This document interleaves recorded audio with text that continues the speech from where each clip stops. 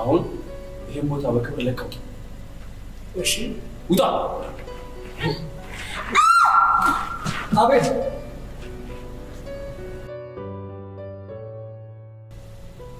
አቤት። እባክህን ፍታት እባክህ። ቆይ ግን አንተ ለምንድነው እንድለቃት የፈለገው? እንደ አባት የሆነ ነገር ተሰማኝ። ይህን ስሜት ደግሞ ልጅ ሲኖር ትረዳዋለህ። አሁን ስለሌለኝ አይገባኝም።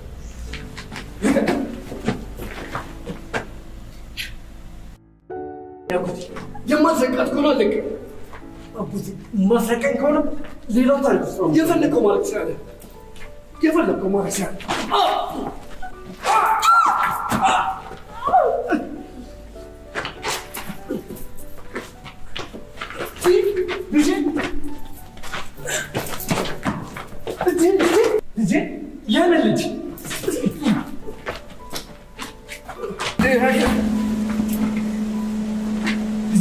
ሄሎ አለቃ፣ ምን ነው አልተመቸህም? በቃ ችግር የለውም፣ ሌላ ጊዜ ይሆናል። አቤል በህግ ቁጥጥር ስር ዋለ። አቤል እጅ ከፍንጭ ተያዘ። የሚገርመው ነገር አቤል እጅ ከፍንጭ እንዲያዝና አቤል እድሜ ልኩን እስር ቤት እንዲበሰብስ ሲያሰር የኖረው ሴራውን እዩ ነበር። ለአቤል እየደወለ ብዙ ገንዘብ እንደሚከፍለውና ሴቶችን ወደ እሱ እንዲወስድለት እያደረገ እያናገሩ የነበረው ባለሀብት መስሎ፣ እንደዚሁም ከውጭ ሀገር የመጣ ሰው መስሎ ሲያናግሩ የነበረው የእዩ የቅርብ ጓደኛ ሆኖ ተገኘ።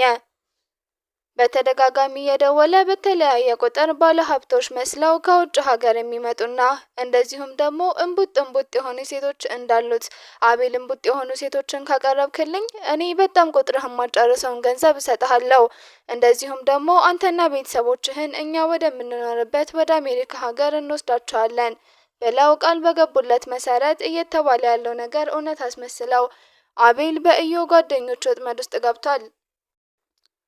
እንግዲህ እዩ ለዘመናት ሲለፋበትና ሲደክምበት የነበረው ቀን ይሄ ነበር። ምክንያቱም ካሁን በፊት እዩ እስር ቤት ገብቶ በነበረ ጊዜ ከርብቃ ጋር በመሆን አቤልና ርብቃ እዩን እስር ቤት ዘይረውት ነበር። ዛሬ እዩ እቅዱ ስለተሳካለት እቅዴን አሳክቻለሁ። ታስታውስ ከሆነ አንተና ርብቃ እኔ እስር ቤት ሆኜ እየመጣችሁ ትጠይቁኝ ነበር። እኔና ራኪብም መተን እንጠይቀሃለን። ከዛ መውጣት እንደማታስብ እርግጠኛ ነኝ። ብታስብም አትችልም በማለት ከፖሊሶቹ ፊት ተናግሯል።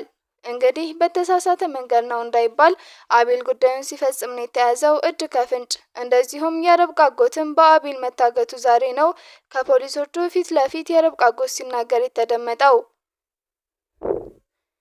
የርብቃ አጎት በተደጋጋሚ መጥቼ ለምኘው ነበር በማለት ሲናገር፣ እንደዚሁ ጉዳዩ በጣም ስላስጨነቀው ለማሚቴም ደውሎ እንደነገራትና ፖሊስ ግዴታ መጥራት እንዳለብን ከቦታው ልታደርሳቸው እንደሚገባ በማለት ማሚቴ በነገራቸው አማካኝነት ፖሊሱ ተጠርቶ በዚህም መልኩ እጅ ከፍንጭ ተይዟል።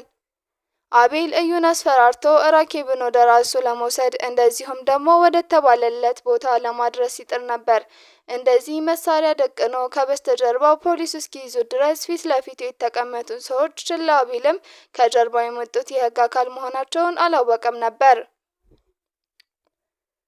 በስተመጨረሻ ግን ልተኩስ ነው አውርድ ሲባል ግዴታውን ዞር ማለት ስለነበረበት አቤል ዛሬ በቤተሰቦቹ ፊት ለፊት እጅ ከፍንጭ ከነሙሉ ስራውና ከነሙሉ ወንጀሉ ተይዟል።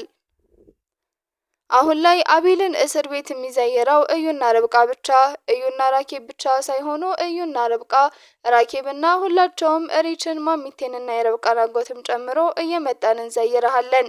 ከዛ መውጣት ግን ፈጽመህ እንዳታስበው።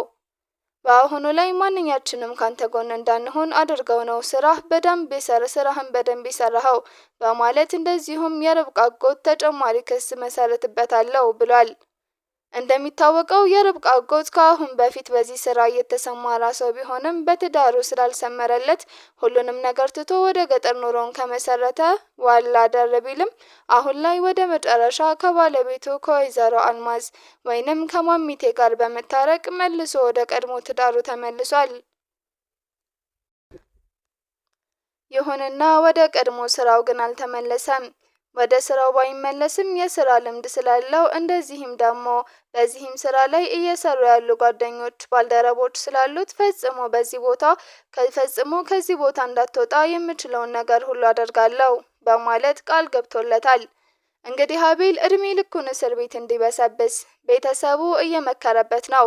ርብቃም ከአቤል ጎን ለመሆን የመጀመሪያ አካባቢ ብትሞክርም አጎቷን እንዳገተው ስትሰማ ግን ፈጽሞ አቤልን ተጸይፈዋለች።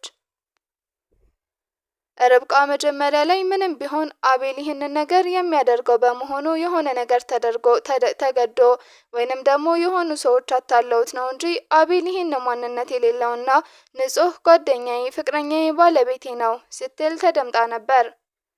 እንደዚሁም ሪችም የርብቃን ንግግር ደግፋ ነበር። አቤልን ሳቀው እንደዚህ አይደለም በማለት ሪችም እንደዚሁ ማሚቴ የሆነውን ነገር መጀመሪያም ስለሰማች እንደዚሁም የታገተች ሴት እንዳለችና አቤል ከእዩ ጋር የሆነ የሚሰራው ስራ እንዳለው ስላወቀች የሆነ ከባድ ነገር እየሰሩ እንደሆነ መጀመሪያም ተጠራጥራለች።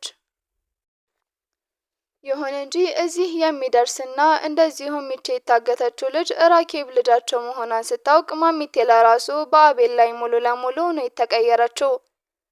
እኔ ካንተ ይህንን ፈጽሞ አልጠበቅኩም ነበር በማለት ተደምጣለች። ሁሉም ሰው የስራውን ያገኛል። ሁላቸውም ቤተሰቡ በአንድ ድምፅ አቤልን የእጁንና የስራውን ሊያገኝ ይገባል በማለት ሁላቸውም ለህግ አሳልፈው ሰጥተውታል። በተደጋጋሚ ካልሆነ ነገር ምናልባት ከስህተት እንዲጠበቅ እንደዚሁም ደግሞ ምናልባት ምክርም ሆነ ትብብር ሆነ ከቤተሰቦቹ የሚያስፈልገው ነገር ካለ በማለት በተደጋጋሚ ርብቃ ስለ ስራው ስትጠይቀው ነበር።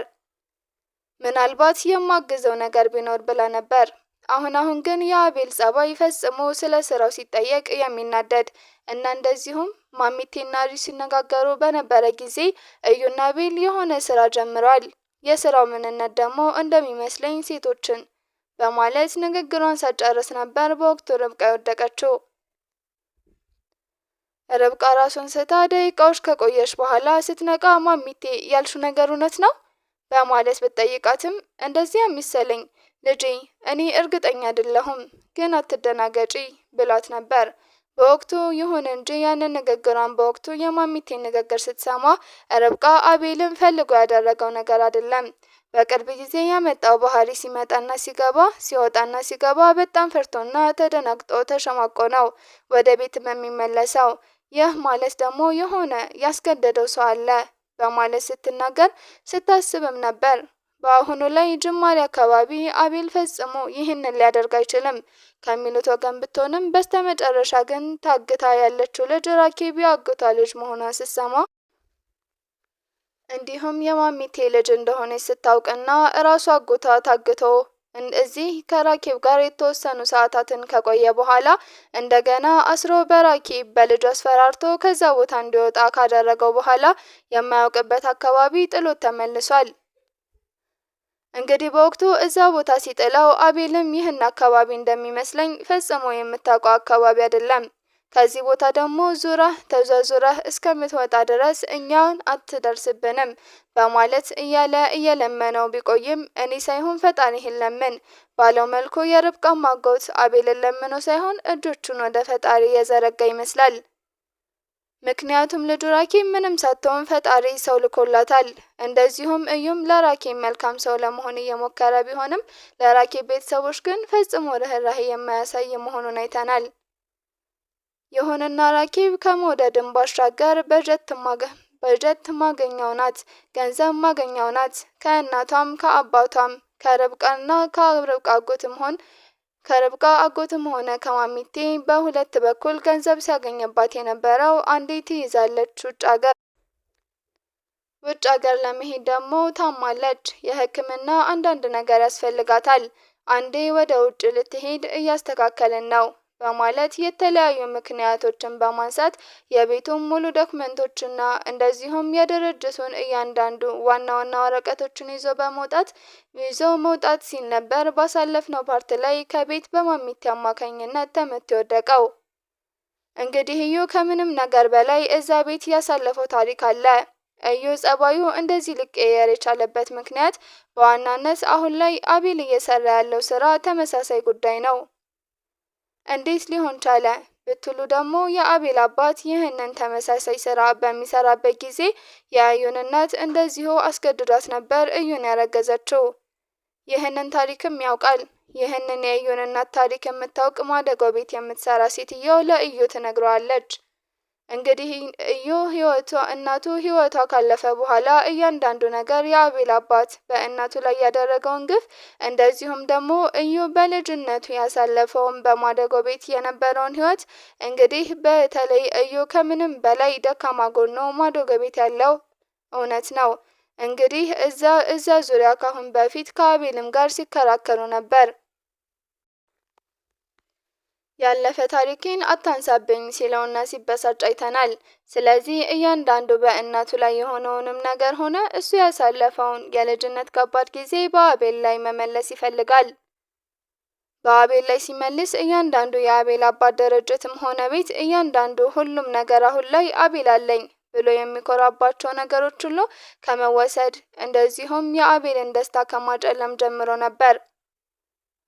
እዩ የመጀመሪያ ሲያስብ የነበረው አሁን ላይ እዩ እቅዱ ተሳክቶ መላ ቤተሰቡን አቤል ጎን መሆን ትተው ከእዩ ጎን ሆነዋል። ከእዩ ጎን ብቻም ሳይሆን እዩ ቢያንስ ልጃቸውን ሊያድንላቸው በመሞከሩ አሁን ላይ እዩ ከአቤል ይልቅ እዩ ይሻለናል ብለው የቆሙበት ሁኔታ ነው ያለው።